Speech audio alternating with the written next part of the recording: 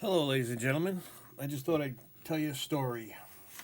I don't know if you ever heard it. See, these tickets are useful, see, because I can put them up here so I don't gotta look at my mug while I'm recording.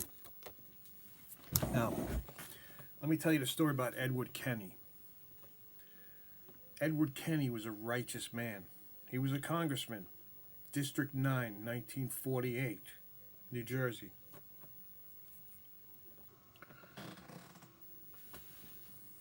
Edward Kenney's wife, Mrs. Kenney, Mrs. Elizabeth Kenney. I'm just getting used to having a missing too, so forgive me if I'm talking weird. Mrs. Kenney, in the late 1960s, was our landlady. My parents moved to this country in 1962, moved into the apartment upstairs for Mrs. Kenney, and then bought the house from her in 1967. So from 62, 63, 64, 65, 66, 67, my mom was friends with her and used to come. Actually, my mom learned to speak English from Mrs. Kenney quite a bit. And they used to have long conversations about all interesting things. And Mrs. Kenney told my mom about Mr. Edward Kenney, Kenney, a congressman, a brave man. He had told his wife, and his wife told my mom, and my mom told me today. And, you know, she's told the story a few times before, but she told it again today, so I thought I'd share it with you guys. Edward Kenney was thrown out of a window of an 8th-floor hotel. Well, he was thrown out the 8th floor of a hotel in Washington. Thrown out by Democrat stooges. He had information. Mrs. Kenney said that he was going to open a Pandora's box. And there was a bunch of Democrats involved with the Campbell Soup Company, and that it was going to open a Pandora's box.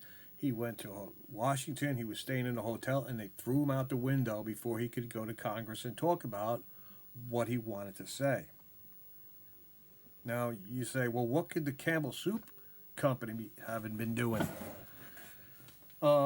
My dad said that he heard something about that they were taking, like, you know, anything and putting it in the soup, like instead of meat, like worms or bugs or anything. They would take anything, like crap, and just grind it up and put it in the soup. And that's partially correct. I don't know if you guys ever heard of truth.com. A very strange thing happened one day to me. I was taking a late night walk about 2 in the morning. And I was in the middle of walking in, well, I could just tell you right by the GW Bridge, Fort Lee, right? And I'm walking over there. I don't live over there now, but I was walking over there and I saw a case of comic books. And I was like, what the fuck is this? And I picked it up, and it was a comic book called Project Generation, which was about, you know, it was a short comic book. It had a second part to it, which I had to send away for, which I eventually got. But there was about, I don't know, 200 of these things in a case. And I was like, holy shit. So I grabbed maybe 4 or 5 of them, maybe 5, a handful, like a stack about this much. They were about this thick, and I grabbed that many. So maybe 8, 9, 10 of them. I just grabbed them and left. And then when I went home and read it, I was like, holy shit. The story told about a company that was making this thing called the product. Now, the product had over 4,000 ingredients in it. And that's why I was saying to my dad, like, wow, yeah, they could have just thrown anything in there. The kitchen sink, atomic waste, you know, waste, industrial waste, anything. You know, because the Campbell soup, I mean, if you put 2 drops of poison in a can of Campbell soup, how long would it take you to get rid of 50 gallons out of those, wherever you're taking the drops from? You know, with the consumption of the whole country of Campbell soup. Think about it. It'd be easy to throw your garbage in the soup and let people eat it. Anyway, this book, Project Generation, that I found, it was all about the product with 4,000 different ingredients in it that this huge company was putting into everything that was edible.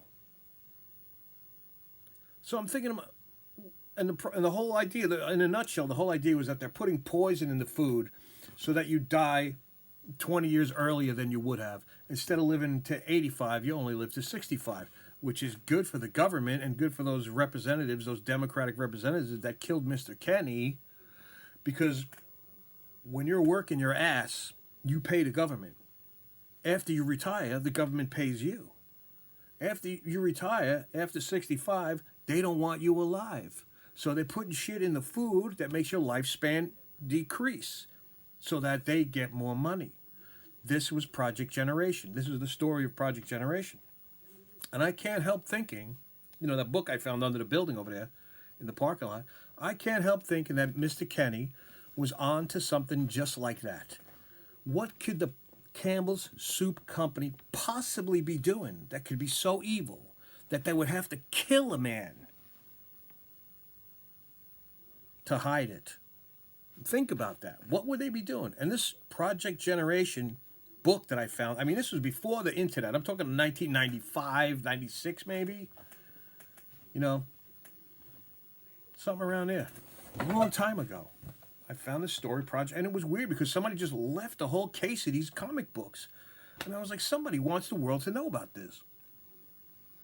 Anyway, that's what Project Generation is. So guys, don't eat canned foods. Canned foods got a lot of poison in it. A lot of shit. Always try to get natural stuff. Try to get non-GMO if you can, and always cook your own food at home. Nothing's better than home-cooked food because you know what's going in there. There's no extraneous ingredients. Well, you at least you try to keep your food clean. But that was. I want to dedicate this video to Senator. Was he a senator or congressman? I think it was Senator Edward Kenney. I think he was a senator. Holy shit! Because I remember she wrote a poem. The wife, Mrs. Kenney, she wrote a poem. It was called "Lord, Show Me How," and she wrote it on the letterhead from Congress. Yeah, it was Congress. Senator Edward Kenney, congressman. I don't know. Anyway, the poem she wrote was like this. It went, if I can do some good today, if I can help along life's way, if there's something helpful I can say, oh Lord, show me how. If I can